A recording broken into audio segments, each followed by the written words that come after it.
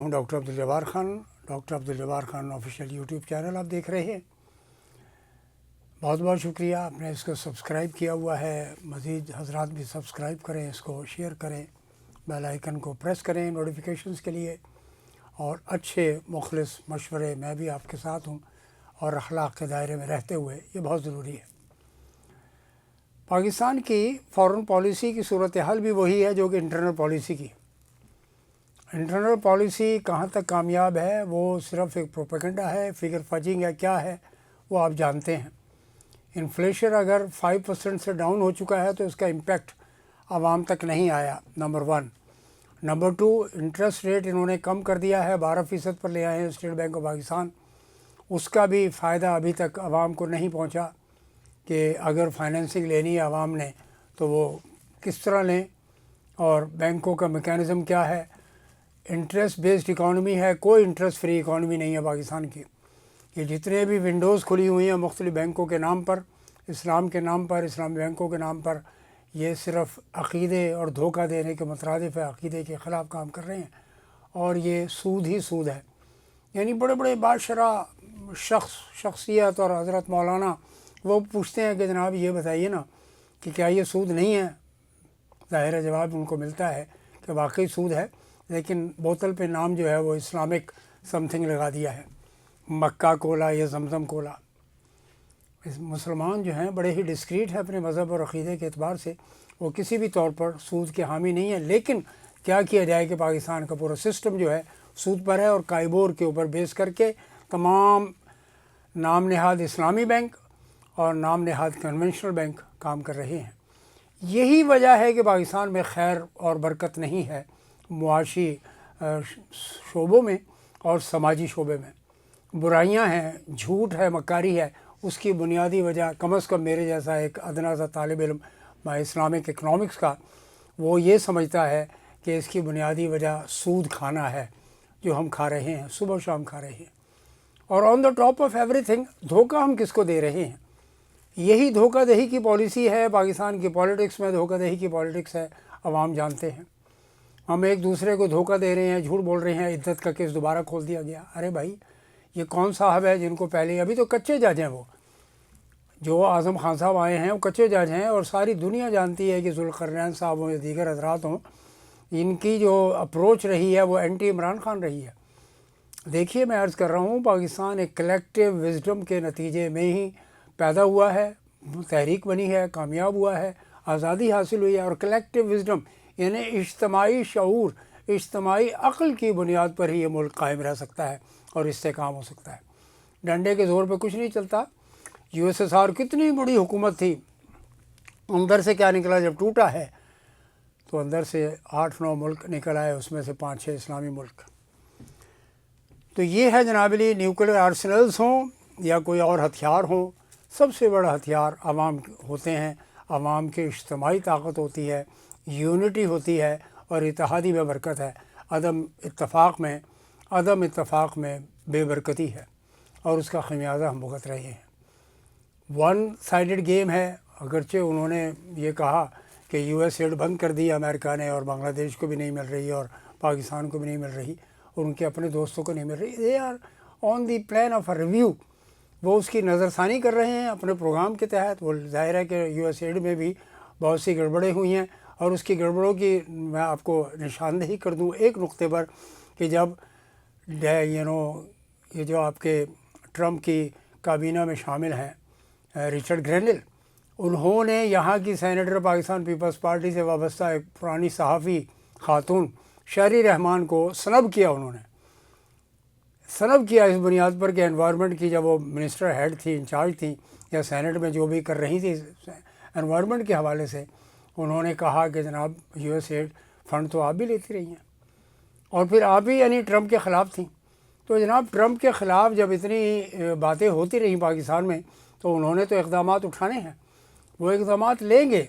یہ تو آپ کی حکومت پر منحصر ہے کہ وہ اپنے معاملات کو از سر نو اس کی ریویو کریں، اس پر نظر ثانی کریں، اور نظر ثانی کرنے کے ساتھ ساتھ دیکھیں کہ ہم سے کہاں کہاں پہ غلطیاں ہوئی ہیں۔ ایک چھوٹی سی مثال اور دیتا چلوں ناظرین آپ کو، کہ لاہور کے جنو ہاسپٹل میں شہباز شریف صاحب فرماتے ہیں کہ نہیں جناب وہ اس کو بہترین سینٹر بنا دیا جائے گا. کوئی اچھا سینٹر نہیں ہے. لاہور کے لوگ بیچارے کراچی میں آتے ہیں علاج کرانے کے لیے. یہاں پہ پرائیویٹ انسٹیٹیوشنز بھی ہیں, سرکاری انسٹیٹیوشنز بھی ہیں. 18ویں ترمیم کے بعد NICVD جو ہے وہ حکومت سندھ کے پاس جا چکا ہوا ہے, لیکن انسٹیٹیوشن اپنی جگہ موجود ہے جہاں پہ حکومت سندھ کے حکام جو ہیں کوشش کر رہے ہیں کہ اس انسٹیٹیوشن کو عوام کی بہتر سروس کے لیے استعمال کیا جائے. اسی طرح سول ہاسپٹل اور دیگر ادارے ہیں اور وہ سہولتیں فراہم کر رہے ہیں جو PIC پنجاب نہیں دے رہا. پنجاب انسٹیٹیوٹ آف کارڈیالوجی وہ سہولت نہیں دے رہا جو کم از کم کراچی میں غریب عوام کو حاصل. اگرچہ یہاں بھی دھکے ہیں, دھکے یہاں بھی کھاتے ہیں. تو جناب شہباز شریف صاحب یہ پروپیگنڈے کی مشینری کے دور میں, پروپیگنڈا مشینری کے دور میں جہاں پہ ITs چل رہا ہے, سوشل میڈیا ایپس چل رہی ہیں جس کو آپ نے بند کیا ہوا ہے. یہ الگ بات ہے کہ وہ ایک طرف عوام کے لیے بند ہے, اپنے لیے کھلی. آپ بھی ٹویٹر کرتے ہیں, آپ بھی ایکس پر میسیج بھیجتے ہیں. محترمہ چیف منسٹر پنجاب مریم وہ بھی اس پر ایکس بھیجتی ہیں. اسحاق ڈار صاحب جو وزیر خارجہ ہیں وہ بھی, جن کے وزارت خارجہ کی کوئی پالیسی انہوں نے آج تک ڈٹرمن نہیں کی. یہاں تک کہ نریندر مودی نے کیا کیا, ڈائریکٹ ڈونلڈ ٹرمپ سے بات کر لی. یعنی ان کے ہاں جو انیل امبانی صاحب ہیں جو کہ he is one of the richest person in India and the world, top 10 میں شامل ہوتے ہیں. وہ اپنی بیگم کے ساتھ انیتا کے ساتھ گئے اور واشنگٹن میں ان سے مل کر بھی آ گئے. یہ ہے ان لوگوں کی PR شپ. آپ کی PR شپ کا عالم یہ ہے کہ آپ کے پاس سے کوئی بندہ ہی نہیں گیا اور بھیجا تو انٹیریئر منسٹر کو بھیج دیا. انٹیریئر منسٹر کا کیا تعلق ہے فارن منسٹری سے؟ اس سے ثابت یہ ہوا کہ اسحاق ڈار صاحب ہیز پروون ٹو بی فیل, اور انہوں نے محسن نقوی کو بھیج دیا. محسن نقوی صاحب جو ہے وہ آرٹیکولیٹ نہیں ہے, نا گفتگو کرنی آتی ہے ان کو. وہ ظاہر ہے ان کا اپنا شعبہ ہے, وہ صحافی ضرور رہے ہیں اور لیکن ان کے پاس وہ الفاظ, وہ ڈپلومیسی کی ٹرمینالوجیز ان کے پاس نہیں ہیں. یہ وہ سیٹ بیک ہے جو پاکستان کو حاصل ہو رہا ہے ہر طرف سے کہ وی آر سیٹس پر جو بندے بیٹھے ہوئے ہیں ہم اسی میں خوش ہیں کہ وہ جو ہے وہ اداروں کو چلا رہے ہیں. Misfits, this society is full of misfits. Producer کی جگہ پہ انجینئر کام کر رہے ہیں, انجینئر کی جگہ پہ صحافی کام کر رہے ہیں, صحافی کی جگہ پہ پروڈیوسر کام کر رہے ہیں. آپ اس میں دیکھ لیجئے, اکنامکس اور فائنانس کے شعبے میں جا کر دیکھ لیجئے کہ فائنانس منسٹری جو ہے وہ ٹھیک ہے اورنگزیب صاحب چلا رہے ہیں, لیکن اکنامک کوآرڈینیشن کا سارا کام جو ہے وہ اسحاق ڈار صاحب کر رہے ہیں. انٹیریئر منسٹری محسن نقوی صاحب کے پاس ہے, لیکن FIA پہ کنٹرول جو ہے وہ اسحاق ڈار صاحب کا ہے. اسحاق ڈار صاحب فارن افیئرز کے منسٹر ہیں, لیکن کام کون کر رہا ہے؟ محسن نقوی صاحب واشنگٹن میں. یہ ہیں وہ سوالات اور اس کے یعنی جوابات تو ظاہر ہے آپ نے دینے ہیں. تو جناب parliament has miserably failed to deliver, کیونکہ انہوں نے ابھی تک عوام کے لیے کوئی کچھ کیا ہی نہیں ہے. یہ دیکھیں یہ ہاؤچ پوچ ہے سارا کا سارا. آپ کو یاد ہوگا پیلی ٹیکسی اسکیم انہوں نے شروع کی تھی نواز شریف صاحب نے, پھر قرض مکاؤ ملک بچاؤ, پھر غربت مکاؤ کی جگہ پہ آپ نے اسکیم شروع کی اور غریبی کو مٹا دیا ہے. غریب ہی مٹ چکا ہوا ہے پاکستان سے. خودکشیاں, مسائل, مشکلات, لا اینڈ آرڈر. صوبوں کو اتنی 18ویں ترمیم خود مختاری دے دی ہوئی ہے کہ جناب وہ آپ کے NFC میں وفاق سے زیادہ پیسے صوبوں پہ جا رہے ہیں. وفاق کمزور ہو گیا, ڈیفنس کو کون چلائے گا, اور دیگر بھی ادارے. یہ میں ایک جنرل سا یہ سمجھ لیجیے میرا لیکچر ہے یا گفتگو ہے یا عرضداشت ہے جو میں آپ کی خدمت میں پیش کر رہا ہوں کہ دنیا بدل رہی ہے. دنیا میں اتنی زیادہ ٹک ٹاک کے اندر آپ کو پتہ ہے کہ کتنے بلین کا سودا ہونے جا رہا ہے. چائنا نے کہا کہ ٹھیک ہے جی ہم امریکہ آپریشن دے سکتے ہیں, کوئی بات نہیں اگر نیگوسیٹڈ ڈیل ہو جاتی ہے ہماری اچھی. کتنی اپلیکیشنز ہیں, کس کس کو روکوں گے آپ؟ اب ٹویٹر کی جگہ پہ ایک اور اپلیکیشن آنے والی ہے, that may be sort of a replacement of Twitter, یا اس سے ایڈوانس معاملات کو لے کر چلیں گے. اسٹار لنک, یہ اس کی ذہنی اختراع نہیں ہے, وہ ٹیکنالوجی کا ماسٹر ہے جس کو ایلان مسک کہا جاتا ہے. اور جی باقی جو اپلیکیشنز جنہوں نے ڈیولپ کی ہیں, ایپل جیسی بڑی بڑی کمپنیز ہیں. ہمارے یہاں کچھ نہیں ہے سر. پاکستان کو ایک ایسی انرجیٹک انجن آف گروتھ, نوجوان قیادت کی ضرورت ہے جو اس ملک کو لے کر آگے چلے.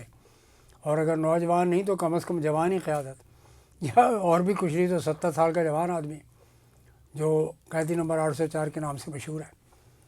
हाउ लॉन्ग, कब तक आप सुप्रीम कोर्ट में पिंग पोंग खेलते रहेंगे?